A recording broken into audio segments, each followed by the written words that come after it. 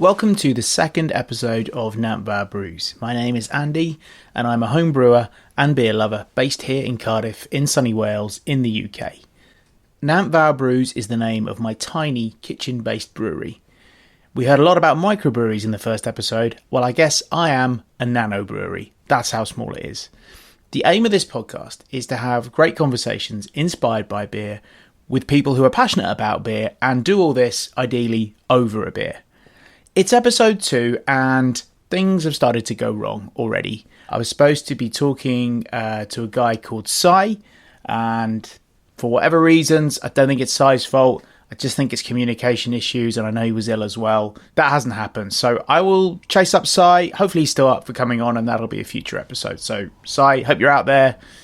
Check your emails, get well soon, whatever. It'd be great to speak to you. One thing I want to do with this podcast is talk to my friends, anyone who's interested in coming on the podcast. If you're prepared to have a beer with me and talk beer, then that's fine. I'm happy to talk to you. But I haven't got a guest this week, but I still want to do an episode. So here's what I'm going to do. I'm going to do a test run of what I'm calling the Beer Questionnaire. It's 10 questions that I can ask anyone and everyone about beer, and we should get some good stories. And I'm going to test it out on myself, and I'm going to have some fun with my own voice, because it will get quite boring if you just listen to me ask myself questions.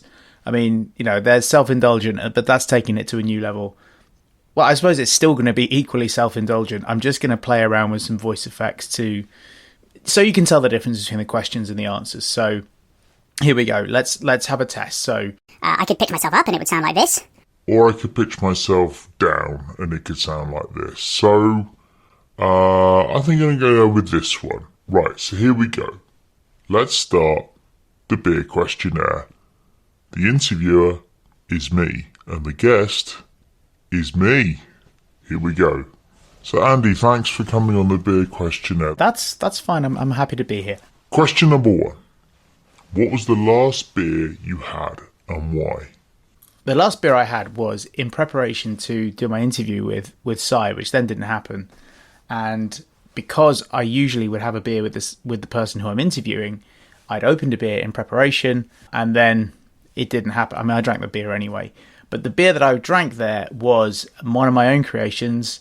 As I discussed on the first episode, I'm so lazy that I now just name my beers with a single letter. And this one was called M, which stands for mixed bag, effectively. I had a spare bag of kind of base malt, enough of that to make a beer. And then I had some specialised malts as well, some crystal malt, some chocolate malt, some black malt. And these are grains that have been burnt effectively or toasted so that they give you some colour and they give you some taste, the kind of things you use in stouts. Because you can only order them in a certain size of bag, I had some left over. So what I did was, in the classic tradition of recipe making, just threw some stuff in about the right proportions and see what came out. Now, this is before I introduced temperature control into my fermentation, so it was left to the wilds of the Cardiff climate, and it ended up tasting quite weird. People who tasted it, some really like it, and it has a lot of flavours going on. But what it turned out like was, I guess, a cross between a bitter and a mild, and maybe with some elements of maybe a red ale in it. Like there was a bit of a spicy tinge to it. Anyway, I had the last M. I'd saved the last M, and I'd had this whole thing about how I was going to describe it to Sai, because Sai is he's a beer critic who writes in a very poetic way, and I designed this whole way that I was going to describe it. Anyway, that never happened. Don't worry, I'll pick another beer to have with Sai when I eventually get to speak to him. But that was the last beer I had, and it was in preparation for an interview that never happened. Question 2. What was the first beer you ever had? So, anytime anyone's going to answer this question, it's probably going to involve underage drinking, which we don't condone, but it is something that happens. So I think I probably had my first beer, when I was 13. I was on holiday in Portugal, family holiday. We were with some family friends, and the son of that family, so the guy who I was going off and playing with all the time, he was a few months older than me. I think he was maybe the year above me as well. And suddenly, after we'd gone and played tennis in the sun as we normally did, suddenly he was like, let's go and buy a beer. And I was like, okay. So he bought a bottle of Super Bock, which you can still get. It's quite a nice beer, actually. It's just a kind of standard continental lager, Portuguese lager. We drank that. Of course, it was warm and it tasted bizarre. I wouldn't say it tasted horrible. I can't remember hating it. I just remember thinking, this tastes weird. And, usually you would drink like a can of Fanta or a Sprite and you drink it cold. And I was like, well, it doesn't taste very nice warm. So I guess I already had that instinct. But yeah, that was the first beer I ever had. Question 3. What is your favourite beer? Well, I think that changes all the time now because I brew my own beer, and it's just fascinating when you make your own beer that every beer you make kind of becomes your next favourite beer. Some ones that I really like, I love Anchor Steam beer. So that's from the Anchor Brewery in San Francisco. And I guess I came across that because when I first started homebrewing, I wanted to try all the different styles I could brew, and I didn't have any way of controlling temperature when I was fermenting, and I knew that meant I couldn't really brew a lager. From what I could read on the forums, if you did a steam ale, then that's kind of as close as you could get. And the story goes that in San Francisco, before they had proper refrigeration, they would leave the vats of beer up on the roof where it was a bit cooler in the kind of cool night air, and you could kind of see the steam coming off it or something like that, and that's why it's called steam beer. But it's like a halfway house between a lager and an ale. That's really nice. I grew up in London, and Fuller's was a big brewery there. Growing up in West London, Ealing, Fuller's was our local brewery, and London Pride was their signature beer, so I always have a special place in my heart for London Pride. It's funny, I guess my favourite beers are linked to places I've been and times of my life. I lived in Australia for a while when I was a student for 9 months, and I remember really enjoying drinking VB, Victoria Bitter, and Carlton Cold. So these were two mass-produced mainstream lagers from Victoria Bitter Brewery, a local brewery. But I guess just linked to the experiences, and the Aussies know how to drink their beer nice and cold. Used to get them in these lovely long, big, tall bottles that we called long necks. And yeah, Carlton Draft, not Carlton Cold. Yeah, Carlton Cold was another one, but Carlton Draft, which was like the less famous version of a Victoria Bitter. It was like their less popular brand, but I think a bit older, and I think it tasted a bit more ale-y than VB was a standard lager, kind of crisp, very pale, and I think Carlton Draft had a little bit more flavour to it, and so that's always been one of my favourite beers. Question 4. What is the worst beer you've ever had? I mean, I've had a lot of bad beers. I still think some of the ways in which beer is kept in pubs, certainly in the UK, often leaves a lot to be desired. And I think it's really important that if you have a beer, certainly on draft, a cask beer, and it doesn't taste very good, you must tell the people behind the bar. And every time I've done that, every time I've taken a pint back, they've always replaced it without any questions at all. They've always wanted to know what's wrong with it. Most of the pubs that I've been into, certainly in the UK, they really want to serve you a good pint of beer. And if there's something wrong with it, then they want to know about it. So, I mean, I've had lots of bad pints where it's been off or it's too old, lost its conditioning. But I think the worst beer I've ever had was... I don't like Carlsberg, and I think a few years ago I bought a 4-pack of Carlsberg, and there was, in my opinion, there was something wrong with it. It tasted really horrible. Now that I know a bit more about the brewing process, I think it had some diacetyl compounds in it, which are very hard to get rid of in lagers. And one thing that I've come to realise through doing home brewing is what the mainstream brewers do, especially the ones making the big mass-produced lagers. They've actually got quite a hard job in that they've got to keep that taste consistent. Once you know what a Carlsberg or a Foster's or a Carling, once you know what that tastes like, they've got to keep that tasting the same, no matter what the ingredients. It's a natural product. Beer is made from natural products. Yes, you can keep the water pretty consistent by making additions and looking into the chemistry of that, but the water will be different in every brewery. And then the grain itself, that will vary due to the weather conditions under which it was grown. all that kind of stuff. So it's very hard for these brewers, and they have so many processes to keep the beer a consistent flavour. But yeah, this can of Carlsberg just tasted horrible to me. So it tasted like vegetable-y, which is an off flavour that you can get in beer. So I actually went through the process of sending it back. I think I sent them an email, and they sent me back a jiffy bag that I could put one of the cans in with my receipt. I sent them off, and then I was hoping, to be honest, for them to just say, yeah, this doesn't taste right, here, have a voucher for 4 free beers.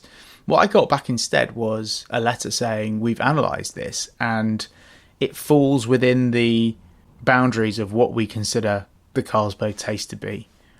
So I guess this is what they have to do, is they have to draw a line somewhere and say there will be some natural variation in the taste. Up to this point is okay, and beyond this point is not okay. And they didn't think that tasted off. But I've never bought a Carlsberg again. And they didn't give me any free vouchers either. So I'm going to put that down as the worst beer I've ever had. Question number 5. People often have a beer after a momentous occasion. Tell us about one for you. Well, this one's top of my mind because I've just run the Cardiff Half Marathon and definitely enjoyed a couple of beers after that. And I think that feeling that you have a beer after you've done something like a marathon does taste different. That sense of achievement is something. And it goes back to my time in Australia. I remember at the time VB ran a ad campaign saying VB for a hard-earned thirst. And, they were trying to capture that moment where you've had a hard day at work, or for whatever reason, you've tried your best, you've worked hard. And I always think about that scene in The Shawshank Redemption where they have a beer. I think I always forget the names of the characters, but the guy who kind of the main guy who manages to escape. Sorry if I've just given it away. Anyway, him, Andy Dufresne, that's his name. So Andy Dufresne, he does a favour to some guards. I think he helps them with some accounting or something, and they give him a favour back, and he chooses for his mates who are working retiring this roof to have a bucket of cold beers. And they sit there and they sit in the sunshine on the roof, having worked hard on this, sealing this roof or putting tar on the roof, and they enjoy a cold beer. And I think that captures that moment as well. So anyway, I ran 2 marathons back in 2009, 2010, and after the one in Dublin, we went for a Guinness, and that is the best Guinness I've ever had in my life. And it just was, I guess, the romance of being in the birthplace of Guinness. It was a well-poured Guinness. It was obviously a well-looked-after one. But the fact that it was this first pint, having run the marathon and we worked hard on our training, we'd run a good race. And there'd definitely be some moments in the training where I was thinking, it'll all be worth it when I can have that pint of Guinness when I've finished. And it was brilliant. So that's a beer after a momentous occasion. Question 6. Tell us about somewhere cool you had a beer. This is going to get name droppy. So I used to work at Radio 1 and I used to organise some film interviews, and I was producing a show with a presenter called Vernon Kay. Had a great time working on that show. And one of the guests that I'd lined up for us was Guy Ritchie. He had a film out that he directed, and we went and did an interview with him. And he suggested that we do it at his pub, the Punch Bowl. Now, I don't know if he's still got that pub. He used to be quite famous that was Guy Ritchie's pub.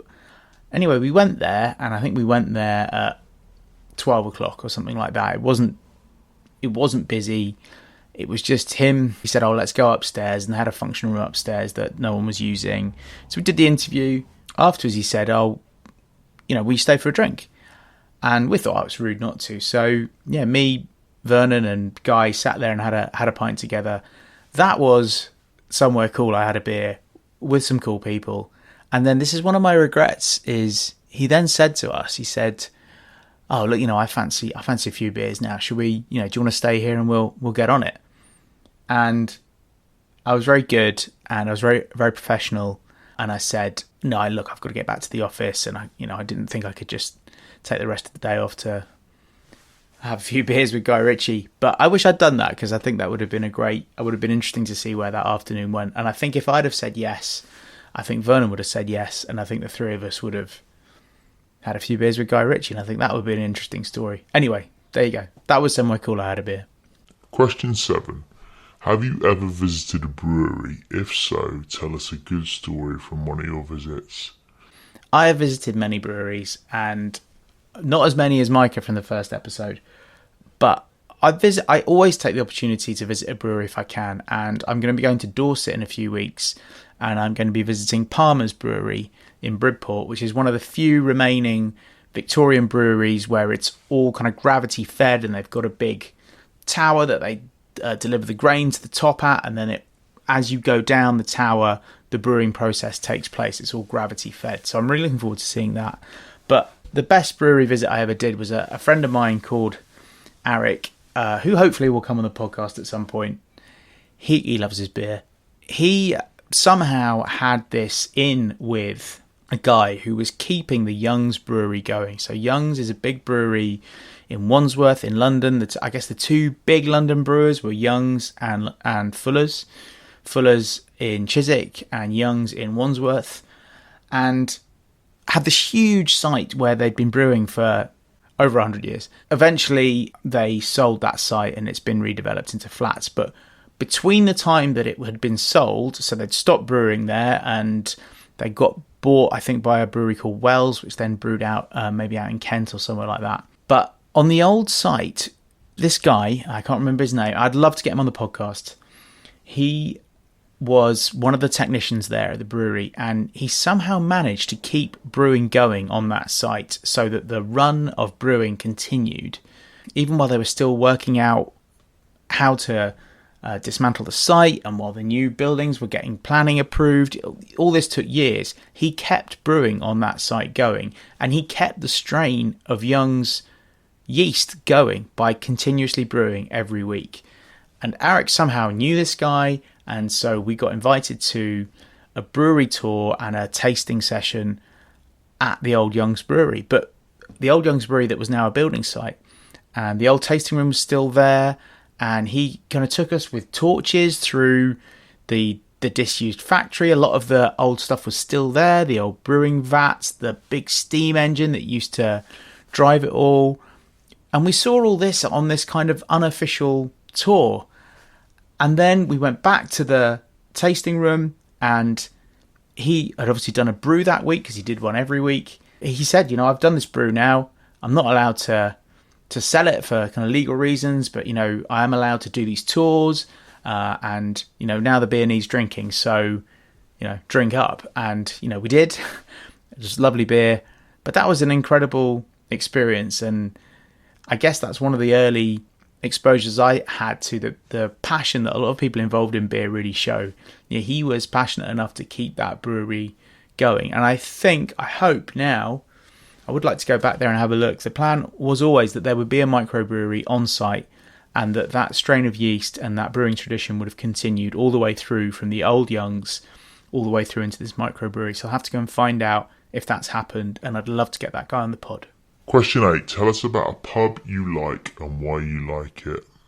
Well, I'll tell you about a pub here in Cardiff. It's called the Albany, and it's in Roath, which is just down the road from where I live. And it's an old school Brains pub. Brains is the big brewer in Cardiff, has been for over 100 years.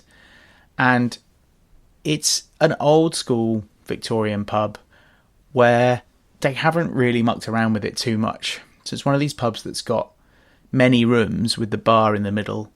And so you've got like the lounge or the saloon bar, and then out the back they've got another area where they could put on live music, or they have big screens for the sport, and then they've got a garden outside. And it's a community pub as well. It's on a corner of a street of terraced houses in amongst many streets like that. And you go in there and it's just friendly. It's the pub where you feel like you want to talk to people, even if you don't know anyone in there. And I was introduced to it by a couple of friends in Cardiff, and we just went along one night and did the pub quiz. And we'd never been in there before, but we were treated like locals. And I still love the fact that you could go in there and spend, about £3.50 on a pint of locally brewed bitter, a sessionable bitter, Brains bitter is around 3.5%. Got SA, which no one really knows what that stands for. Locally, they sometimes call it Skull Attack, but that's coming in at about 4%, I think. And then they've got a few, Rev James, which is a more stronger ale. It's a special atmosphere, that place, and I feel like pubs like that won't be around forever. And I think places like that you have to support with your custom in order to make sure it stays there. Question number 9. What's the worst... I've got the same question twice. What's the worst beer you've ever had? No, I'm not going to do that again. So this has become a 9-question questionnaire now instead of 10. It shows you the amount of prep that goes into this podcast. Question 10, also known as question 9. I'm going to have to come up with a new question 9 for the next time I do this. Question 10, you're on a beer podcast. Tell us a good story from your life that is in some way related to beer. Well, I'll tell you how I got into home brewing, which is during lockdown, not able to leave the house really or at all. And we realised that our garage was still stuffed full of boxes from when we moved in here. Sunny day, so let's get all the boxes, put them outside the garage in the open air so we can see them all, instead of having to kind of put one on top of the other to try and get to the one underneath. And let's have a look, let's see what we've got, because we'd kind of forgotten what we got. Found a box full of books, and I found this book. It was about brewing, and it had a sticker on it, which was, I recognised the name of the sticker. It was a pharmacist. I recognised the name because it was the name of a guy who was a famous local character who used to coach at the cricket club. He'd done it for decades. You know, I used to play cricket when I was younger, and anyone that had played cricket in my generation would recognise this guy's name. And he ran a chain of chemists, and this was one of his chemists. So I immediately remembered that. And then I remember that I'd gone in there because I'd seen this chemist's name, and I'd gone in to see if that guy was still around, you know, when I was much older, just to thank him for introducing me to cricket, because it's something that I've gone on to love for many years. He wasn't there, but I think it was one of his relatives that was there. As well as being a chemist, they had a little kind of side thing going on where they sold home brewing equipment. And I thought, well, I want to support this shop in some way. What can I buy? So I bought this book. And it turns out that it's an absolute classic called How to Brew by John Palmer. And it's effectively the Bible, the guidebook on how to be a home brewer. And I read it in lockdown, and I thought, I'll give this a go. So I ordered some equipment, probably about 100 quid's worth of equipment. That's all you've got to spend to get going. And I gave it a go. And I found it to be the most incredible hobby. Great for lockdown, but it's one that I've continued ever since, because you make something. I'm a creative person and I enjoy the creative process. But I also like things to have a point. And when you spend a few hours brewing, you know, a brew night might take you 4 or 5 hours. You want to come out of that with something. And what you come out with is a lot of beer. I'm also quite a skinflint. I don't like spending money. I like getting good value. So you make incredibly cheap beer. You know, it ends up being about 50p a pint or something like that. Sometimes not even that.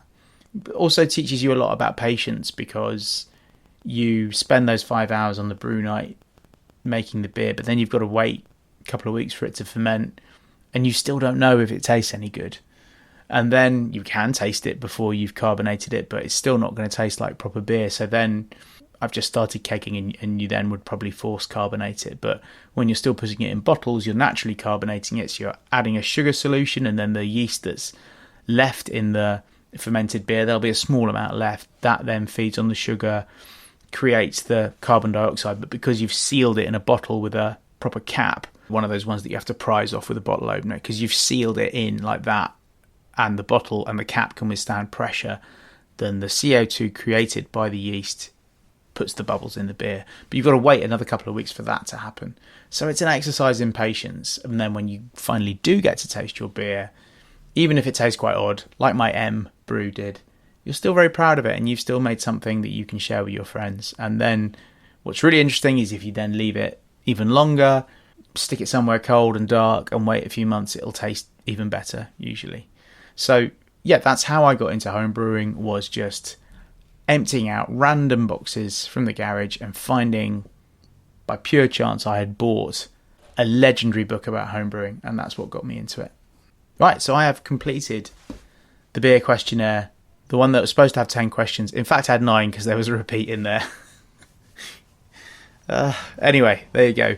And I've been my own guest, which is quite bizarre. But I have some really interesting bids in for interesting people who will come on the podcast. But I just wanted to get an episode out because I didn't want it to be one of those podcasts that dies after one episode.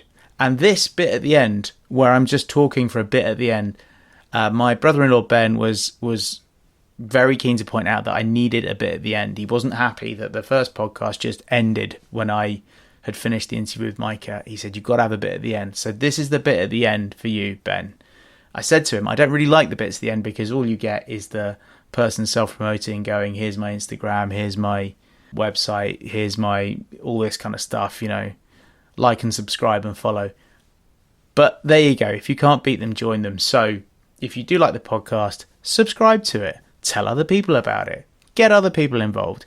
And if you'd like to be on the podcast, then get in touch with me. I'll give you my Gmail address. So Andy Taylor Movies, all one word, all lowercase, Andy Taylor Movies @gmail.com. As I said, I used to work not in the film industry, but I used to book some film guests. So that's why I have an old Gmail address that is andytaylormovies @gmail.com. But I'm happy to give that one out. If you are happy to have a conversation with me over a beer, about beer, if you have some link to beer, then come on the podcast. I'd love to speak to you because it is just about having interesting conversations about beer. So that is the end of episode 2. I don't know who will be on episode 3, but there will be another episode coming in a few weeks. All the best. Take care. Bye-bye.